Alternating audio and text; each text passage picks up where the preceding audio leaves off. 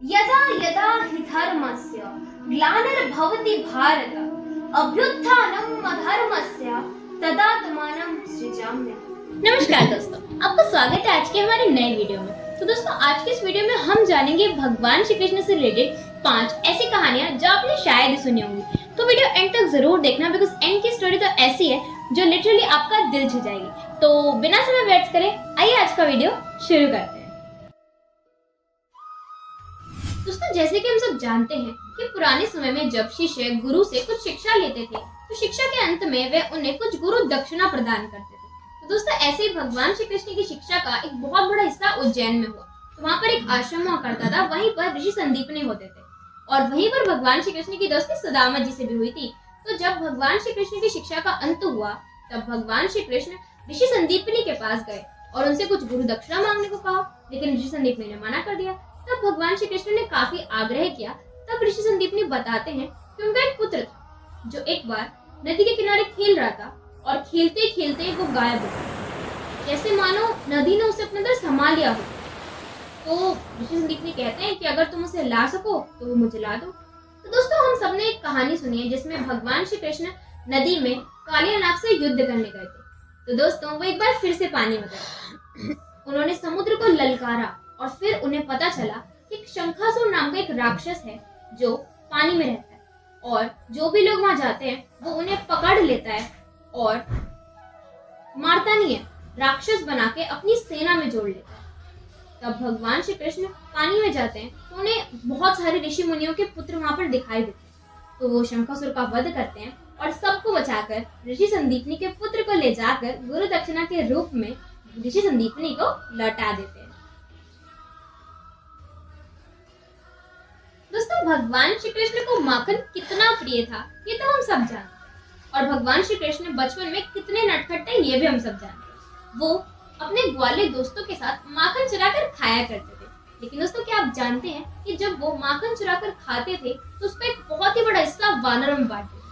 क्यों? क्योंकि दोस्तों, उन्हें याद था कि जब वो पिछले जन्म में यानी कि त्रेता युग में राम अवतार में जन्मे थे तब वानरों ने उनकी कितनी मदद की थी। तो इसीलिए वो बस एक शुक्रिया अदा करने के रूप में वानरों में माखन बांट दिया करते थे। दोस्तों, ये चीज हमारी लिखित में वर्णित है कि भगवान श्री कृष्ण कैसे दिखते थे, कैसे मुस्कुराते थे, उनकी आंखें कैसी थी, उनकी नाक कैसी थी। लेकिन दोस्तों, क्या आप जानते हैं कि इसका जो पहला जो लिखित में वर्णन है वो किसने किया था? तो दोस्तों, वो किया था अर्जुन पुत्र अभिमन्यु की पत्नी उत्तरा ने। और फिर उस लिखित वर्णन के आधार पर जो पहली तस्वीर बनाई गई थी वो बनाई थी वज्रनाभ ने। वज्रनाभ कौन था? वज्रनाभ थे भगवान श्री कृष्ण के ग्रेट ग्रैंडसन। तो दोस्तों, जो भी हम आज जो पिक्चर्स देखते हैं भगवान श्री कृष्ण की, उसका पहला वर्णन लिखित में उत्तरा ने किया और उसकी तस्वीर बनाई वज्रनाभ। दोस्तों, हम सब जानते हैं कि भगवान राम जो थे वो भगवान विष्णु के अवतार थे और जो लक्ष्मण जी थे वो शेषनाग के अवतार थे। तो जब पृथ्वी पे उनका कार्य समाप्त हुआ और वो वापस लौटे तब शेषनाग ने भगवान विष्णु से एक शिकायत जताई। उन्होंने कहा कि आप मुझे छोटा भाई बनाकर ले गए और इसलिए ना मैं आपके खिलाफ बोल पाया, ना आपसे लड़ पाया और इसलिए अपने मन की करते रहे। तब भगवान विष्णु कहते हैं कि कोई बात नहीं, नेक्स्ट टाइम चलेंगे तो तुम बड़े भाई बन जाना। और दोस्तों, तब आता है हमारे द्वापर युग का समय, यानी कि भगवान कृष्ण का समय। तो भगवान कृष्ण जो थे वो भगवान विष्णु के अवतार थे और जो बलराम थे वो शेषनाग के अवतार थे। भगवान कृष्ण की जो दादी थी उनका नाम मारीशा था और भगवान श्री कृष्ण की एक सौतेली माँ भी थी जिनका नाम रोहिणी था। और रोहिणी और मारीशा जो थे वो नाग जनजाति से आते थे। तो दोस्तों, शेषनाग को नाग जनजाति से ही आना था। दोस्तों, भगवान श्री कृष्ण के बारे में ना बहुत सारे लोगों ने बहुत सारी अलग अलग बातें कही, लेकिन एक अजीब सी बात ये है कि भगवान श्री कृष्ण के बारे में जितने भी पुरानी बातें कही गई हैं उनमें कहीं भी राधा जी का जिक्र नहीं है। राधा जी का जिक्र बहुत बाद में होना शुरू हुआ है। तो एक लेखनी है जो कविता में भगवान श्री कृष्ण के बारे में सब कुछ बताती है, उसका नाम गीत गोविंद है, जो लिखी है जयदेव जी ने। तो जब वो इस कविता को लिख रहे थे ना तब उनके दिमाग में प्रसंग आया जिसमें भगवान श्री कृष्ण का राधा जी बिल्कुल तैयार होकर एकदम इंतजार कर रही होती है।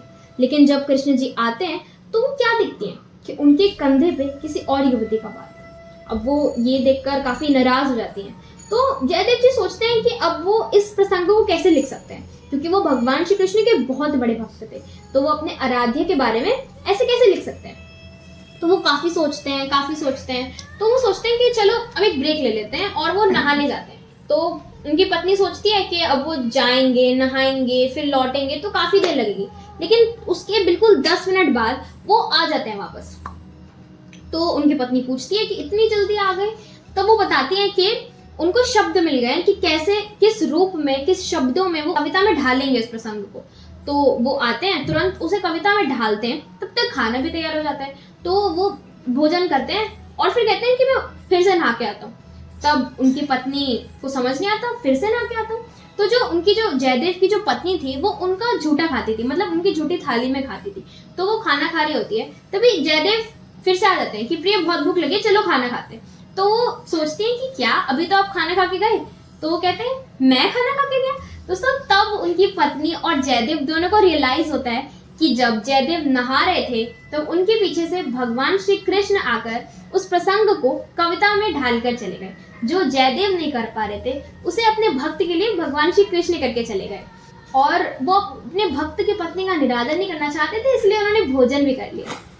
तो दोस्तों आज के लिए बस इतना ही। आई होप आपको इन स्टोरीज में मजा आया होगा, नई स्टोरीज होंगी। तो मिलते हैं नेक्स्ट वीडियो में, तब तक के लिए राधे राधे।